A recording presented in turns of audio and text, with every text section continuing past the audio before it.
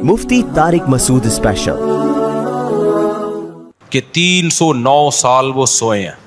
वनुक़ल्लिबुहुम ज़ातल यमीनी व ज़ातश शिमाल, अल्लाह कहते हैं हम उनको पलटते थे, अब इधर को करवट लेके सो जाओ, अब इधर।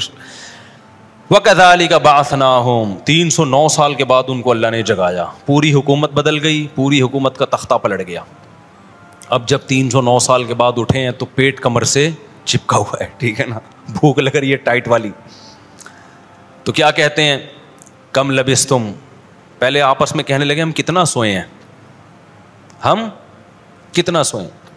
एक ने कहा लबिसना यौमन औ बाद यौम, या तो पूरा दिन सोए हैं। असहाब कहफ के वाक़े से, असहाब कहफ क्या है, कहफ अरबी में कहते हैं बड़े गार को, एक होता है गार, इसको भी गार ही कहते हैं, और एक है कहफ, बड़ा गार। तो पिछली उम्मतों में शिर्क था, हुकूमत गैर मुस्लिमों की थी, और वो जुल्म और जबर करके किसी को तौहीद पर कायम रहने नहीं देते थे।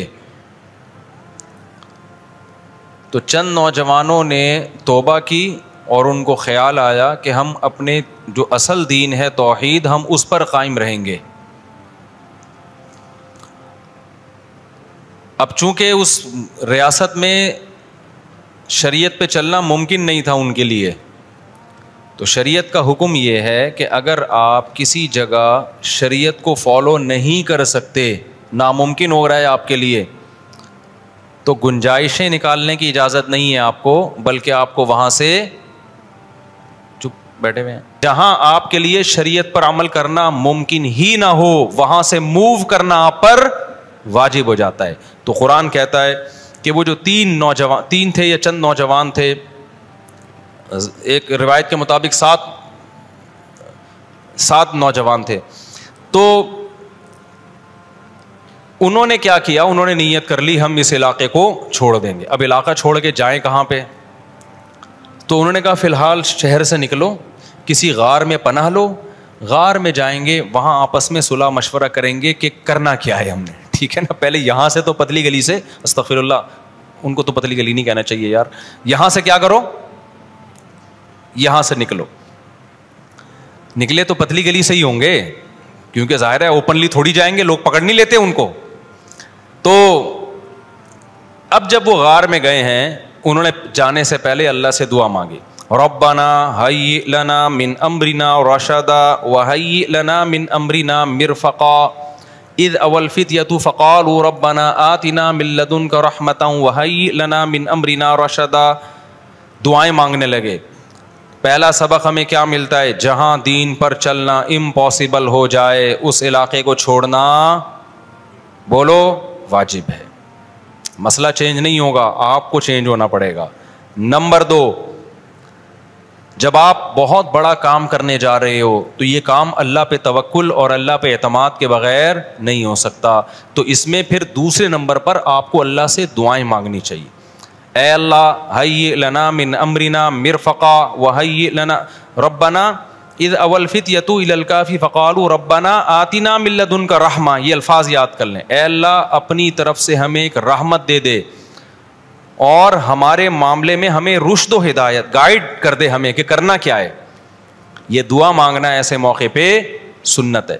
समझते हो कि नहीं समझते? तो कुरान कहता है जब वो गए गार में तो कुत्ता भी था उनके साथ, हिफाजत के लिए कुत्ता पालना जायज़ है, तो हिफाजत की गरज से कुत्ता भी ले गए। अब कुत्ते को बिठा दिया उन्होंने गार की दहलीज पे, और ख़ुद कहाँ चले गए, अंदर। अंग्रेज़ होता कुत्ते को भी अपने साथ, क्योंकि फैमिली मेम्बर होता है कुत्ते उनके यहाँ, बुढ़ापे में उनका बेहतरीन सहारा है कुत्ते, तो वो कुत्ते को अपने साथ ले जाते और कुत्ता भी उनके साथ सो जाता।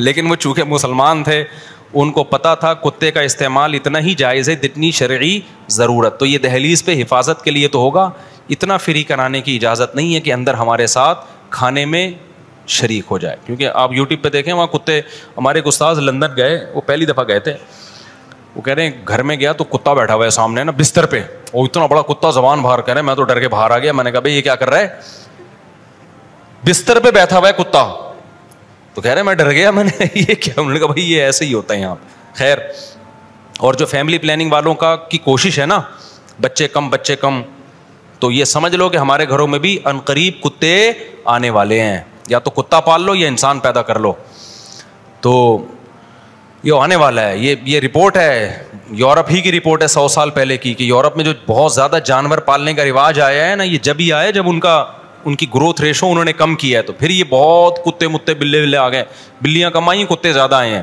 خیر, تو اب جب وہ اندر گئے ہیں تو اللہ کی قدرت دیکھو, اللہ نے کو ان کا توکل, اللہ کو ان کی قربانی اتنی پسند آئی کہ اللہ نے کہا کہ تم یہاں کدھر سفر کر کے کہاں جاؤ گے, میں ایسا کرتا ہوں تمہیں سلا دیتا ہوں اور 309 سال کے بعد اٹھاؤں گا تمہیں میں.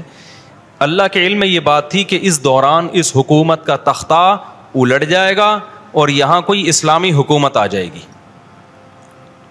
یہ نبی صلی اللہ علیہ وسلم سے پہلے کا واقعہ. اسلامی میں اس سینس میں کہہ رہا ہوں کہ حق کی حکومت, ورنہ اس وقت تو عیسائی حکومت یا یہودی حکومت ہوگی نا. اب جب یہ سوئے ہیں تو قرآن کہہ رہے ہم نے ان کے کتے کو باہر بٹھا دیا اور جاگتا رہے وہ 309 سال, اور ایسا روب کہ کوئی باہر آئے نہ گزرے تو اس کو ڈر کے کتا مجھ پہ حملہ نہ کر دے. لو اطلعت علیہم لولیت منہم فرارا ولملیت منہم رعبا. اللہ کہتے ہیں اے مخاطب, اگر تو جاتا نا ایسا روب تھا کہ تو بھاگ جاتا وہاں سے. تو اللہ نے یہ انتظام کیوں کیا؟ تاکہ ان کی طرف کوئی بڑھنے کی کوشش نہ کرے. اب کیا ہوا ہے؟ قرآن کہتا ہے وَإِذَا طَلَعَتْ وَتَرَى الشَّمْسَ إِذَا طَلَعَتْ تَزَاوَرُ عَنْ كَهْفِهِمْ. سلایا اللہ نے اس انداز سے کہ سورج کی روشنی ڈائریکٹ ان کے اوپر جسم پہ نہیں پڑ رہی, کیونکہ سورج کی تیز تپش بھی انسان کی باڈی کو خراب کر دیتی ہے. ایسا بھی نہیں ہے کہ اندر روشنی نہ جائے, وائٹامن ڈی ہی نہ ملے, اور ایسا بھی نہیں ہے کہ ڈائریکٹ سورج کی تپش سے باڈی خراب ہو جائے. ایک خاص انداز سے سورج کے زاویے, وہ سورج نکلتا غروب ہوتا نکلتا غروب ہوتا, وَنُقَلِّبُهُمْ ذَاتَ الْيَمِينِ وَذَاتَ الشِّمَالِ, اور ہم ان کو کروٹیں بھی دلاتے رہتے ہیں تاکہ ایسا نہ ہو کہ زمین کھا جائے. بھائی ایک ہی جگہ پڑے رہو گے, اگر آپ سوئے اور اٹھے ہی نہیں 1 دن 2 دن 3 دن 4 دن 5 دن 6 دن, تو ایک دن کیا ہوگا, زمین میں آپ کیا ہو جاؤ گے, غائب. تو اللہ کہتے ہیں ہم ان کو کروٹیں بھی دلا رہے تھے. اب دیکھو اللہ کے کام دیکھو, 309 سال کسی انسان کے لیے سونا ممکن نہیں ہے, لیکن اللہ نے جب سنا کہ ایک قدرت کو ظاہر کیا تو اب اللہ باقی تمام چیزوں میں اسباب ہی اختیار کر رہے ہیں. اللہ یہ بھی تو کر سکتے تھے ایک کروٹ پہ 300 سال سلا دیتے اور زمین کو ان کی باڈی کھانے نہ دیتے, یہ کر سکتے تھے نا, لیکن نہیں. 309 سال سنا کے تو اپنی قدرت ظاہر کرنی تھی, باقی سارے کام کیسے ہوں گے, اسباب کے تحت ہوں گے. اللہ یہ بھی کر سکتے تھے کہ 309 سال سلاتے, سورج کی کرنیں نہ آتی ان کے اوپر اور اندھیرے میں ہی وٹامن ڈی ان کو ملتا رہتا. نہ, جہاں تک اسباب سے کام ہوگا اللہ بھی کیا اختیار کرتے ہیں, اسباب اختیار کرتے ہیں. تو جب اللہ بھی اسباب ہی اختیار کرتے ہیں تو میں اور آپ کون ہوتے ہیں جو اسباب اختیار کیے بغیر اللہ پہ توکل کرنا شروع کر دیں. کمار آنی ہے اللہ کھلائے گا, صحت کا خیال کرنا نہیں, اللہ ابے کچھ نہیں ہوتا لڈو وڈو کھانے سے. یہ باتیں ہوتی ہیں نا آج کل دینداروں کی, او بھائی تیرے کو شوگر ہے تو 3 لڈو کیوں کھا رہا ہے, ابے موت دینے والا کون ہے, اللہ ہے. زندگی موت لڈو کے ہاتھ میں نہیں ہے, زندگی موت کس کے ہاتھ میں ہے, لڈو کس کے ہاتھ میں ہے, زندگی موت اللہ کے ہاتھ. یہ دینداروں کو ہم نے سنا ہے. حالانکہ جب آپ کا ویٹ بڑا ہوا ہے, آپ کو شوگر ہے, تو لڈو آپ کے لیے جان لیوا ہو سکتا ہے. ایسے موقع پہ یہ توکل کی بات کرنا یہ شریعت کے خلاف ہے. تو اللہ بھی دیکھو اسباب ہی اختیار کر رہا ہے. حدیث میں آتا ہے کہ حضرت عیسیٰ علیہ الصلوۃ والسلام جب آسمان سے نازل ہوں گے, اب پتہ نہیں اتنی اوپر سے زمین پہ آئیں گے, یہ اسباب کے خلاف ہے نا. یہ بات انسان کے لیے تو ممکن نہیں ہے. جب آپ زمین کے خول سے باہر جاتے ہیں آکسیجن ہی ختم ہو جاتی ہے, زندہ رہنا ممکن نہیں ہے. لیکن عیسیٰ علیہ السلام کو اللہ نے اپنی قدرت سے زندہ رکھا ہوا ہے. جب قرب قیامت میں دمشق میں عیسیٰ علیہ السلام آئیں گے تو حدیث میں آتا ہے کہ امام مہدی شام میں نماز کے لیے کھڑے ہوئے ہوں گے, عصر کی نماز کے لیے. مصلی پہ مینار ہے, اس پہ کون نازل ہوگا, حضرت عیسیٰ علیہ السلام. تو تو مینار سے پھر سیڑھیاں لگائی جائیں گی حضرت عیسیٰ کے اترنے کے لیے. اب کمال کی بات ہے, اللہ وہاں سے یہاں تک آ گئے, تھوڑا سا تو رہ گیا فاصلہ. چھوڑو یار, تم لوگ کی سمجھ میں نہیں آ رہا. ابے سوال پیدا ہوتا ہے کہ جب ادھر سے ادھر تک آ گئے تو تھوڑا سا تو رہ گیا ہے نا. اب یہاں سیڑھیاں کیوں لگائی جا رہی ہیں؟ بھائی دنیا کیا ہے؟ دارالاسباب ہے. ادھر سیڑھیوں سے جانا ممکن نہیں تھا, وہ اللہ اپنی قدرت سے ہی لے گیا. یہ دنیا دارالاسباب ہے, یہاں پہ کیا لگیں گی؟ سیڑھیاں لگیں گی. وہاں سے نیچے اتریں گے, اتنے بڑے بڑے بال ہوں گے جن سے پانی بہہ رہا ہوگا, کیونکہ حضرت عیسیٰ علیہ السلام کو جب سولی پہ لٹکایا جا رہا تھا اس وقت آپ نے غسل کیا تھا, تو اللہ نے ان کی شکل کا کوئی آدمی کر دیا اور عیسیٰ ابن مریم کو آسمانوں پہ اسی حال میں اٹھا لیا. اور قرب قیامت میں جب نازل ہوں گے تو عصابۃ تغزو مع عیسیٰ ابن مریم, نبی نے فرمایا میری اس امت کے لیے جنت کی ضمانت ہے جو عیسیٰ ابن مریم کے ساتھ مل کے جہاد کرے گی. حضرت عیسیٰ نے آتے ہی کیا کرنا ہے؟ جہاد کرنا ہے. تو اور پھر ایسا جہاد ہوگا اما الاسلام و اما السیف, یا تو اسلام ہے یا تلوار ہے, بیچ کا کوئی راستہ نہیں ہے. اور تقاتلون الیہود, سب سے پہلے لڑائی کس سے ہوگی؟ یہود سے ہوگی, عیسیٰ ابن مریم کی, کیونکہ یہود نے آپ کو قتل کرنے کی کوشش کی تھی, تو اللہ تعالیٰ عیسیٰ ابن مریم ہی کے ذریعے ان سے انتقام لیں گے. خیر, اب ایسا نہ ہو کل وہ امام مہدی آ جائے. آج کل مارکیٹ میں امام مہدی کے نام پہ منجن ہے, ہر تھوڑے دن میں کوئی مہدی. میرے والد صاحب ایک واقعہ بتایا کرتے تھے, ہماری محلے کی مسجد میں نا ایک آدمی بہت نیک تھا, عبادت کرتے کرتے نا اس کی کھوپڑی گھوم گئی اوپر سے. بعض لوگ بہت زیادہ عبادت کرتے ہیں, دماغ خشک ہو جاتا ہے, خوراک ہوتی نہیں ہے, ہنسی مزاح کی کوئی بات ہی نہیں ہوتی, تو اوپر سے سیٹنگ کیا ہو جاتی ہے؟ آؤٹ. تو اس کی سیٹنگ آؤٹ ہو گئی. برا نہیں تھا وہ, میرے والد صاحب کے پاس آیا, کہنے لگا, میرے والد صاحب کو لوگ حافظ صاحب کہتے تھے, حافظ صاحب ایک بات آپ سے کرنا چاہتا ہوں, آپ ذرا نیک آدمی لگ رہے ہیں, صرف آپ سے کروں گا, کسی اور سے نہیں. والد صاحب نے کہا کیا؟ کہتے ہیں مجھے نا کچھ الہامات ہو رہے ہیں کہ امام مہدی میں ہی ہوں. والد صاحب ہمیں یہ واقعہ سنا رہے تھے, کہتے ہیں کہ میں نے اس سے کہا کہ بس مجھے بتا دیا, میرے علاوہ کسی کو قطعاً نہیں بتانا, ورنہ حالات کا میں ذمہ دار, کوئی بھی پیل دے گا, صحیح ہے نا. تو بس یہ میں مجھے بتا دیا نا, بس یہ ہم دونوں کے راز کی بات ہے اور اللہ کو پتہ ہے, کسی تیسرے کو بتانے کی بالکل بھی ضرورت نہیں. پھر والد صاحب نے اس کو بولا بھائی تو تھوڑا سا وظائف نا کم کر دے, تھوڑا سا نارمل لائف میں آ جائے, انسان کا بچہ بن جا, تیری کھوپڑی کیا ہو رہی ہے سیٹنگ اپ. تو بہت سے امام مہدی اس چکر میں بنے ہیں, ہوتے نہیں ہیں. تو جب امام مہدی نے آنا ہوگا نا تو سب سے پہلی بات یہ کہ وہ مہدی ہونے کا دعویٰ نہیں کریں گے, ان کو لوگ کہیں گے کہ آپ مہدی ہیں, ان میں علامتیں دیکھ کے علماء ان سے خود کہیں گے, سارے پیچھے پڑ جائیں گے کہ آپ مہدی ہو. سمجھتے ہو کہ نہیں سمجھتے ہو؟ تو جو خود سے مہدی ہونے کا دعویٰ کرے وہ تو مہدی ہو ہی نہیں سکتا. اور جب امام مہدی ہوں گے تو عیسیٰ ابن مریم نازل ہوں گے, جس کے دور میں عیسیٰ نازل نہیں ہو رہے اس کا مطلب وہ مہدی ہے ہی نہیں. تو حدیث میں آتا ہے حضرت مہدی مصلی پہ کھڑے ہوں گے تو حضرت عیسیٰ علیہ السلام آئیں گے, تو وہ حضرت مہدی ان کو مصلی پہ آگے کریں گے کہ آپ نماز پڑھائیں, لیکن حضرت عیسیٰ علیہ السلام کس کے حوالے کریں گے مصلی, کہ یہ نماز آپ ہی پڑھائیں گے. کیوں؟ مجھے اللہ نے نماز پڑھانے کے لیے نہیں, مجھے کس کے لیے بھیجا ہے؟ جہاد کرنے کے لیے بھیجا ہے. میں تلوار لے کے لڑائی کروں گا, یاجوج ماجوج کو قتل کریں گے. اب یاجوج ماجوج کہاں ہیں اس کے بارے میں کوئی صحیح بات ہمارے علم میں نہیں ہے. ویسے بھی اگر ہمیں پتہ چل جائے کہاں ہیں تو وہ دریافت ہو جائیں گے نا, اور قرآن کہتا ہے قرب قیامت سے پہلے وہ دریافت بولو نہیں ہو سکتے. تو اللہ نے چھپا دیا ہے ان کو, جب چھپا دیا ہے تو چھپایا ہے اس لیے کہ پہلے نہ پتہ چلے کدھر ہے. کچھ لوگ کہتے ہیں یہ چائنیز ہیں, کوئی بھروسہ نہیں ہے ویسے لگتا ہے کہ شاید ہوں, کیونکہ وہ جو ذوالقرنین نے دیوار بنائی تھی نا سیسا پلائی ہوئی اور پہاڑوں کے پیچھے دھکیل دیا تھا, اور پھر بڑی تعداد ہو گئی ان کی, حدیث سے پتہ چلتا ہے شاید وہ, لیکن بہرحال کوئی یقینی بات نہیں ہے. تو یاجوج ماجوج ایک بڑی طاقتور قوم ہوگی جس کو حضرت ذوالقرنین نے, سورہ کہف میں اس کا بھی تذکرہ ہے, پہاڑوں کو بند کر کے ان کو دھکیل دیا, کہیں چھپا دیا ان کو. تو قرب قیامت میں وہ نکلیں گے اور پھر دنیا میں تباہی مچائیں گے, اور پھر ان کو کون قتل کرے گا؟ حضرت عیسیٰ علیہ السلام. تو وہ ابھی نہیں نکلیں گے, جب نکلیں گے تو ان کا ابھی دریافت بھی نہیں ہو سکتے وہ.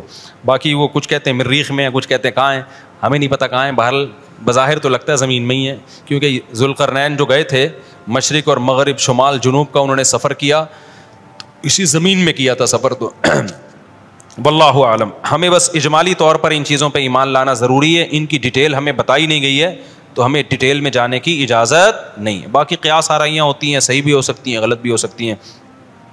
اچھا, تو میں یہ عرض کر رہا تھا کہ 309 سال وہ سوئے ہیں, وَنُقَلِّبُهُمْ ذَاتَ الْيَمِينِ وَذَاتَ الشِّمَالِ, اللہ کہتے ہیں ہم ان کو پلٹتے تھے, اب ادھر کو کروٹ لے کے سوچو, اب ادھر.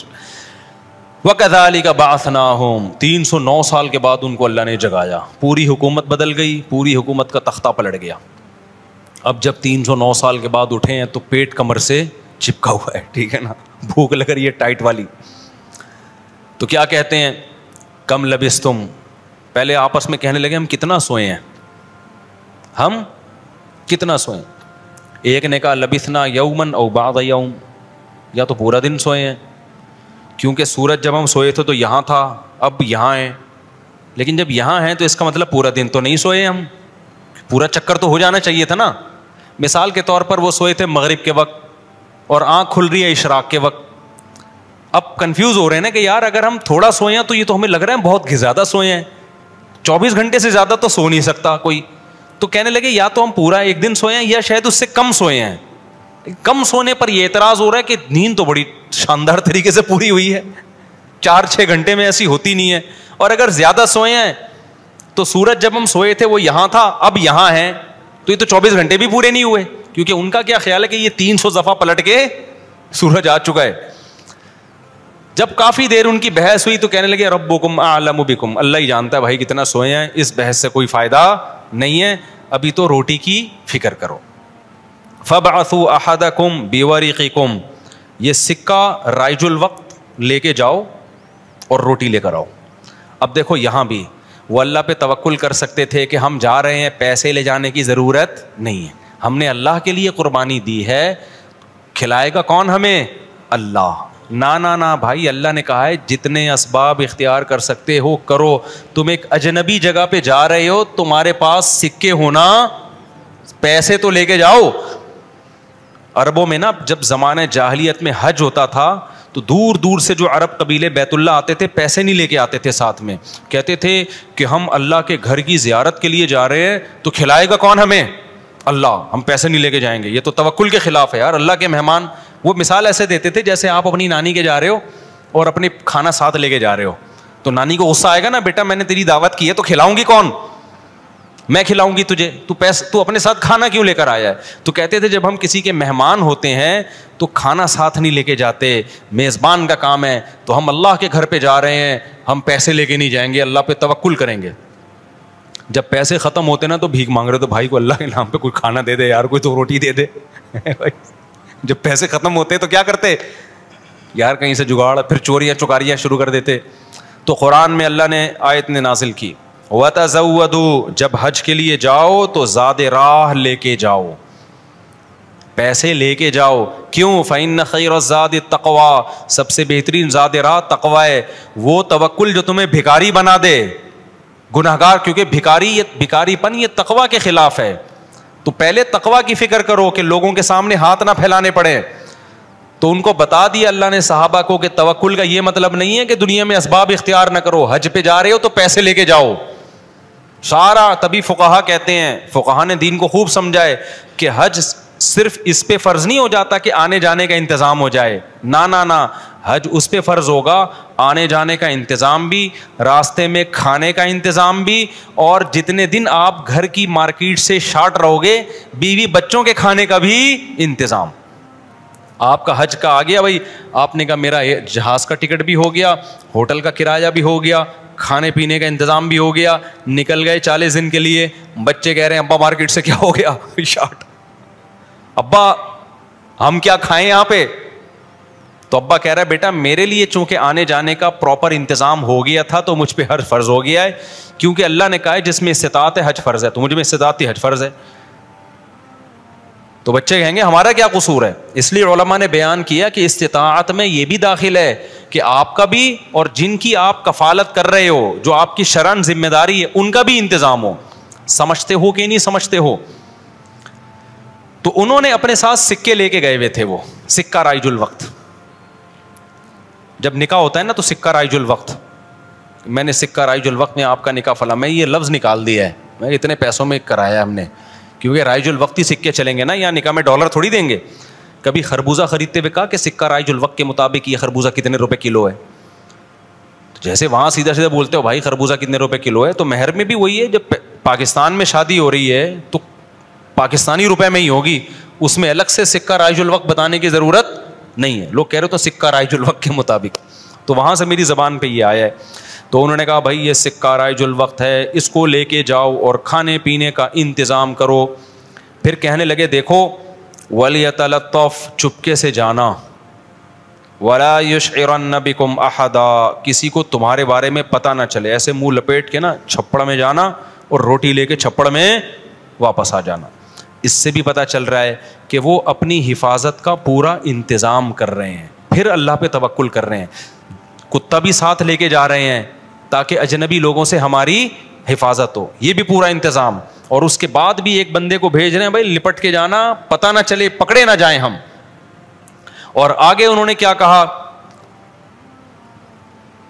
فَلْيَنظُرْ أَيُّهَا أَزْكَىٰ طَعَامًا, دیکھنا پاکیزہ کھانا ہو, حلال کھانا لے کے آنا. اس سے بھی پتہ چلتا ہے کہ چونکہ غیر مسلم ریاست تھی نا, وہاں ان پر واجب تھا کہ کھانا خریدنے سے پہلے تحقیق کر لیں کہ حرام ہے یا حلال. اسلامی ملک میں اس تحقیق کی ضرورت نہیں ہے کیونکہ حلال ہی ہوتا ہے. یہاں آپ ہوٹل میں بیٹھ کے پوچھیں یہ گدھے کا گوشت ہے یا بکرے کا گوشت ہے, وہ رکھ کے ایک تھپڑ لگائے گا آپ کے. کیوں بھائی, غالب یہی ہے کہ جب سامنے والا انسان ہے اور مسلمان ہے تو گوشت بھی انشاءاللہ حلال ہی ہوگا. سامنے والا گدھا نہیں ہے تو گوشت بھی گدھے کا. یہاں بھی گدھے کے گوشت بکے ہیں مگر ان کا ریشو کم ہے نا, عموماً تو حلال ہی ہوتا ہے. لیکن جب آپ غیر مسلم ریاست میں جاتے ہیں, پھر جب بھی آپ کوئی چیز خریدیں گے تو آپ پر تحقیق کرنا واجب ہے, بھائی یہ حلال ہے یا نہیں. میں یورپ میں جہاں بھی ہوٹل میں جاتا تھا پہلے پوچھتا تھا ابے یہ مرغی حلال ہے کہ حرام ہے, وہ کہتا تھا حلال ہے. کیسے پتہ چلا حلال ہے؟ ٹھپا تو سب نے لگایا ہوا ہوتا ہے حلال کا. کہاں سے خریدی آپ نے؟ وہ بتاتا تھا فلاں سے. میں نے کہا آپ کو پتا ہے کہ وہ ہاتھ سے ذبح کرتے ہیں؟ کہ جی ہمیں تو نہیں پتا. میں نے کہا پھر ہم بھی نہیں کھائیں گے بھائی. یہ غیر مسلم ریاست میں یہ تحقیق کیا ہے؟ اطمینان ہو جائے کہ ہاں جی ہاتھ کا ذبیحہ ہے, بسم اللہ اللہ پڑھ کے کہہ رہا ہے, تو پھر آپ کھا سکتے ہیں, ادروائز نہیں کھا سکتے آپ. پھر آپ چلغوزے کھائیں, کچھ بھی کھائیں, گزارا کریں آپ. سمجھتے ہو؟ تو ان لوگوں نے بھی کیا, حالانکہ یہ کتنے شدید بھوکے تھے نا, ان کو تو چاہیے تھا, بولتے یار تو جا اور جو ملے لے آ بس اٹھا کے, ٹھیک ہے نا, جو ملے. ابھی حلال حرام کے چکر میں پڑنے کی ضرورت نہیں ہے, بہت ہو گیا یار, بھوک دیکھے یار, ابھی پھر بھی آگے حلال حرام کی تحقیق کرے گا. ابے جو ملے اٹھا کے لے آ, نہ حلال لے کے آنا, حرام سے ایوائڈ کرنا. اب جب وہ بندہ آیا نا سکہ رائج الوقت لے کے, تو جب وہ اس نے سکہ دیا تو وہ دکاندار نے بولا ابے یہ کون سے زمانے کا سکہ لایا بھائی تو, ٹھیک ہے نا, یہ کرنسی تو کیا ہو گئی ہے, 300 سال پہلے یہ نوٹ ختم ہو چکے ہیں. اس پہ تو جس بادشاہ کی تصویر ہے وہ بھی بت پرست بادشاہ تھا, اس کا تو خاتمہ ہو گیا ہے. یہاں تو جہاد ہوا, دوسری قوموں نے حملہ کیا, پوری ریاست کیا ہو گئی ہے, ختم. اچھا وہ بھی دیکھ رہا تھا کہ یار یہ تو وہ شہر ہی نہیں لگ رہا, میں کوئی گوگل نے غلط تو نہیں بتا دیا کہیں مجھے, ہے بھائی. وہ بھی یہی سوچ رہا نا جو کہ بھئی میں کہاں ہوں, یہ وہ جگہ ہی نہیں لگ رہی. تو 309 سال میں تو سب کچھ چینج ہو جائے گا نا. بالآخر قرآن میں چونکہ اختصار ہے, بہت شارٹ واقعات سناتا ہے. بالآخر کیا ہوا کہ لوگوں نے اس سے پوچھا تم کون ہو, اس نے پوچھا بھائی وہ کہاں ہے, انہوں نے کہا وہ تو 309 سال پہلے ونس اپون اے ٹائم ایک حکومت تھی, پھر یہ ہوا, پھر علامتیں دیکھی گئیں, یہ پرانے سکے نکلے. تو لوگوں کو, اچھا ان لوگوں کی ہسٹری بھی لوگوں کو پتہ تھی کہ پرانے وقتوں میں چند نوجوانوں نے اللہ کے لیے قربانی دی تھی اور اپنے علاقے سے ہجرت کر کے چلے گئے تھے, ان کے نام یہ تھے, ان کی علامتیں یہ تھیں. تو اس سے بھی لوگوں کو نا ہسٹری سے پتہ چل گیا بھائی یہ کون لوگ ہیں, یہ وہی لوگ ہیں. تو پھر بہرحال جب ہو گیا تو ان کی تو بڑی واہ واہ ہو گئی, یار یہ تو بڑے کرامتی بزرگ ہیں, یہ تو 300 سال سے کہاں سو رہے تھے, غار میں سو رہے تھے. سب نے ان کو بلایا, بھائی ان کا تو بڑا اکرام ہوا.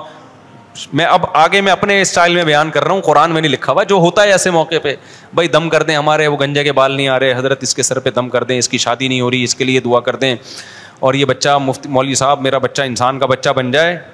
ہم نے جب پیدا کیا تھا اس وقت انسان تھا, لیکن اب جو رپورٹ ہے اس کے مطابق یہی جو شکایتیں آ رہی ہوتی ہیں, کوئی پھونک لگا دیں, کوئی تبلیغ میں نکال دیں, کوئی نصیحت کر دیں, جو بھی ان کا اتنی عزت ہو گئی, پھر انہوں نے وہ سب آ گئے اور ان کی بڑی, جو اللہ نے نا ان کی دعا ایسے قبول کی کہ بجائے ہجرت کرنے کے انہی کے وطن کو ان کے لیے سوٹیبل بنا دی.